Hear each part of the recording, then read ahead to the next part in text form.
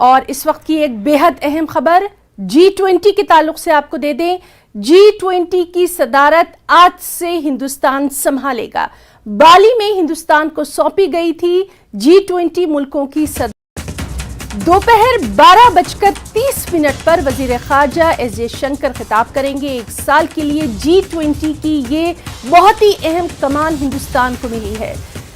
आइंदा साल हिंदुस्तान G20 की सरबराह कॉन्फ्रेंस की मेजबानी करेगा, उसको होस्ट करेगा। मुल्क भर के 50 शहरों में 200 से ज्यादा इजलास होना है।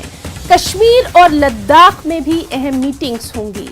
तो G20 की सरबराह कॉन्फ्रेंस की मेजबानी करेगा भारत।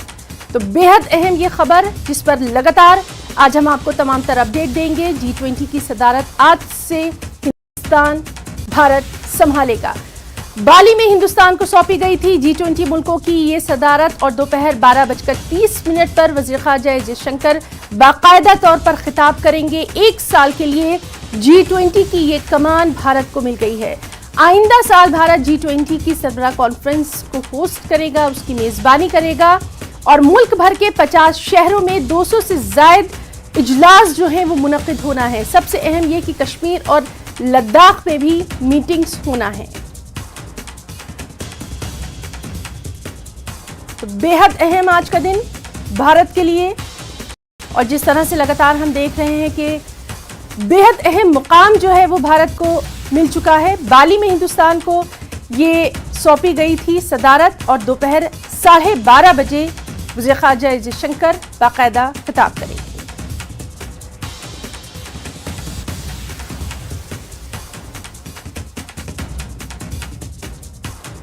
मुल्क भर के 50 शहरों में 200 से ज्यादा इजलास इसके मुनक्किद होना है। सीधे रुख करेंगे हमारे साथी शैलेंद्र बांगू का। शैलेंद्र, आज का दिन भारत के लिए बेहद अहम है, आपसे इसकी डिटेल्स चाहेंगे G20 के ताल्लुक से। हिंदुस्तान के इतिहास के लिए एक बहुत बड़ा दिन है। जैसा कि आपने बताया कि G20 की अध्यक्षता जो सदारत है वो आज से भारत संभाल रहा है। 1 दिसंबर उसके लिए तय था।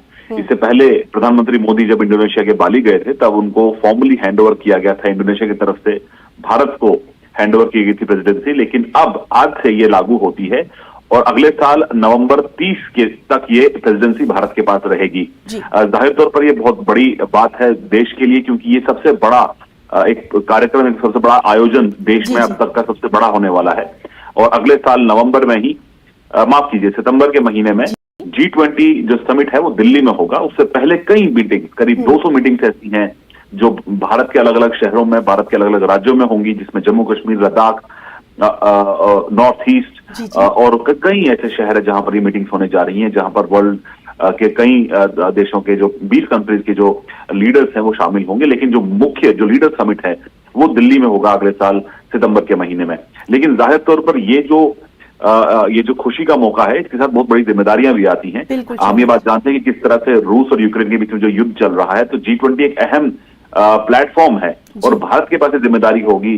कल हमारी जब बात जर्मनी के एम्बेसडर से दिल्ली में हो रही थी तब भी उन्होंने यही कहा था कि सबसे बड़ा चैलेंज यही होगा कि रूस और यूक्रेन युद्ध के बीच में भारत का क्या रोल रहेगा एज ए चेयर G20 का। ये अपने आप में एक महत्वपूर्ण बात रहेगी। सभी देश इसी बात पर नजर टिकाए हैं कि भारत किस तरह से अपना किरदार निभाएगा G20 प्रेसिडेंसी के तौर पे। और वहीं साथ ही साथ अगर हम आज के सेलिब्रेशन की बात करें तो देश भर के 100 ऐसे मॉन्यूमेंट्स हैं जिनको आज शाम को इलिमिनेट किया जाएगा एक हफ्ते के लिए, जिसमें श्रीनगर का शंकराचार्य मंदिर भी शामिल है, जहां पर G20 लोगो उस पर प्रज्वलित किया जाएगा। तो ये शुरुआत है आज दिन की। और आज विदेश मंत्री एस जयशंकर भी जो यूनिवर्सिटीज उनको कनेक्ट करेंगे G20 के साथ में, और उनको एड्रेस भी आज विदेश मंत्री करने जा रहे हैं। शैलेंद्र, आपसे हम ये जरूर जानना चाहेंगे क्योंकि हम और आप शुरू से देखते रहे हैं G20 की बहुत सारी कॉन्फ्रेंसेस हुई हैं, हमेशा हम इसको कवर भी करते रहे हैं, लेकिन आज का ये मौका जो है ये पूरे भारतवासियों के लिए बेहद अहम रहने वाला है। खास तौर पर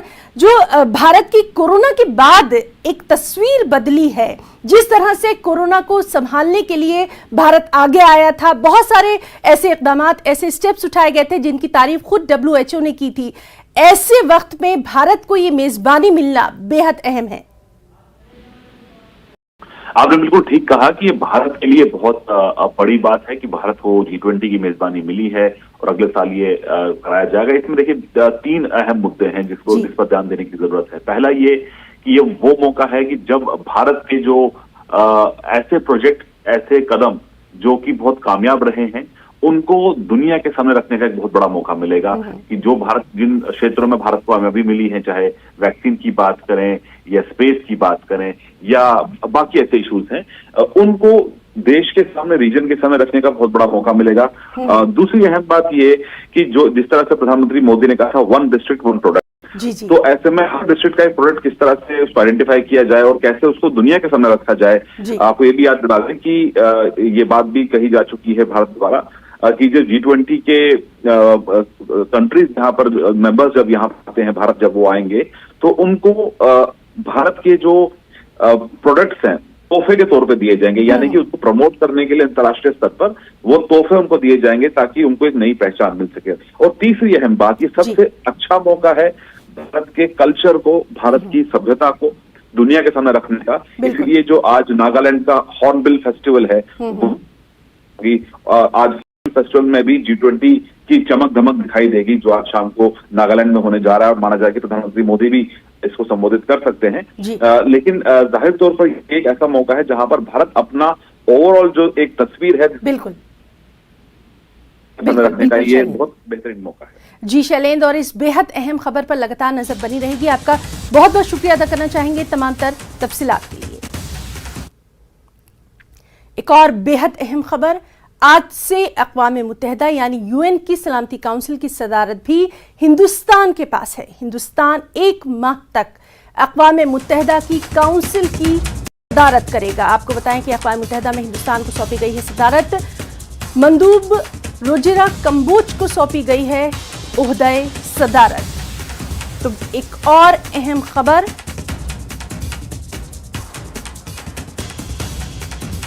अक़वाम मुत्तहिदा की सलामती काउंसिल की सदारत भी भारत के पास है। अब से 1 महीने तक UN की जो काउंसिल की सदारत है वो भारत करेगा। भारत को सौंपी गई है सदारत और रोजेरा कम्बोज को सौंपी गई है ये ओहदाए सदारत। बेहद अहम दिन, जिस पर लगातार हम आपको अपडेट देते रहेंगे।